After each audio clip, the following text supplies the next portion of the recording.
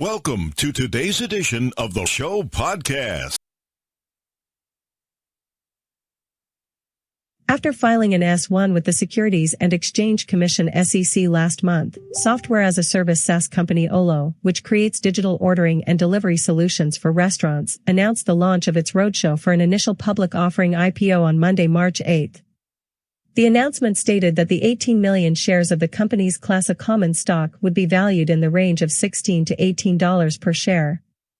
The company's software enables ordering across a wide range of digital channels, delivery programs that manage orders and can integrate with third-party services, and platforms for managing restaurants' online presences, among other solutions. Now, after over a year of IPO rumors, the company is finally going public, amid a dramatically changed and still changing industry. As investors take stock of Olos' present and future, here are 5 takeaways from the S-1 filing. Anticipation of losses. Despite the company's rapid growth in the last year, Olos predicts that it will see significant losses in the near future. "We have a history of losses and we may be unable to sustain profitability," the company stated as one of the risk factors affecting its financial prospects, going on to specify that in 2018 and 2019, the company generated net losses of $11.6 million and $8.3 million, respectively. Though in 2020, Olos saw a net income of $3.1 million, the filing stated that we anticipate that we will continue to incur losses in the near term as we increase our operating expenses. These losses will come from spending on marketing, R&D to introduce new modules and enhance existing modules, customer service, and strengthening and adapting the network's infrastructure, among other expenses. Navigating the disorder of ResTech.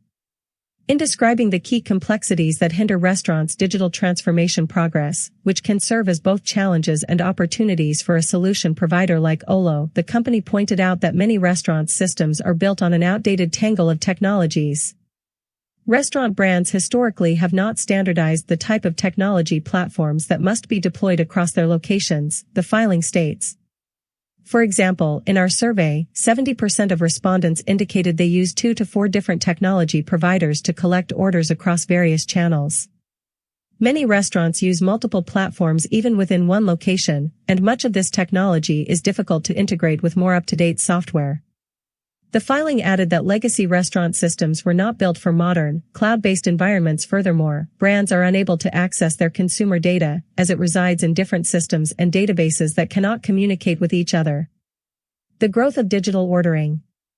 As a provider of digital ordering software, and accordingly the recipient of a wide range of restaurants' digital ordering data, Olos is uniquely positioned to make informed predictions about the future of the channel. In the filing, the company predicted that we expect consumers will continue to demand digital solutions from restaurants that offer more convenience and personalization, helping to drive sales and expand the industry. The company noted the growth of orders placed through third-party aggregators as well as through restaurants' own platforms, pointing out the widespread adoption of contextual strategies to drive digital orders. Major consumer-facing platforms are embedding food ordering into products such as maps and search results, making it even more convenient for consumers. Additionally, Olos added that digital ordering channels are expected to drive the expansion of the U.S. online food delivery market, a subset of the restaurant digital ordering market, from $356 billion in 2019 to $470 billion by 2025, according to industry research. Restaurants' increasing need for more direct channels. Though digital ordering is growing through both direct and indirect channels, Olos customers are clearly prioritizing the former. As restaurants and aggregators continue their tug-of-war for the share of consumer spending, given the razor-thin margins of restaurant delivery, restaurants are looking to reclaim their relationships with customers. Over 70% of Olos customers in a recent survey indicated that their primary reason to own their own branded digital storefront was to own a direct relationship with their guests, the filing noted. The majority of respondents have 50% or less of their online orders coming through an aggregator compared to their own channel, and they expect their mix of aggregator order volumes to decrease in the future relative to their own channel.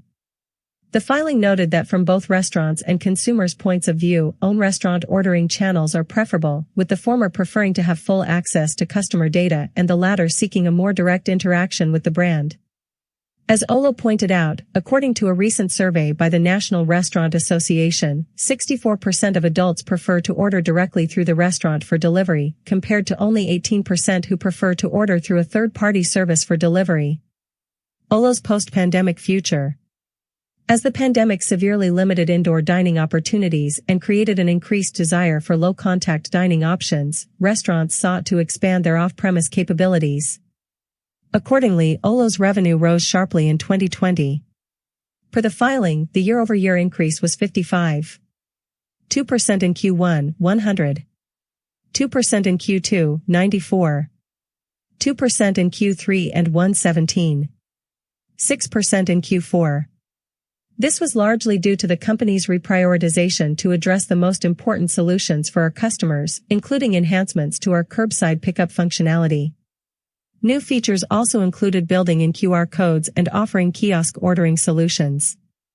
Clearly, this dramatic growth was born out of exceptional circumstances. While Olo predicts that its solutions will remain in high demand as restaurants continue to adapt their digital presence to an industry much changed by the pandemic, no one can say for sure what the restaurant industry will look like in the next few years. As the filing stated, although we are optimistic that the emphasis on on-demand commerce in the food services industry will be an enduring trend, we do not have certainty on the long-term impact these developments will have on the industry.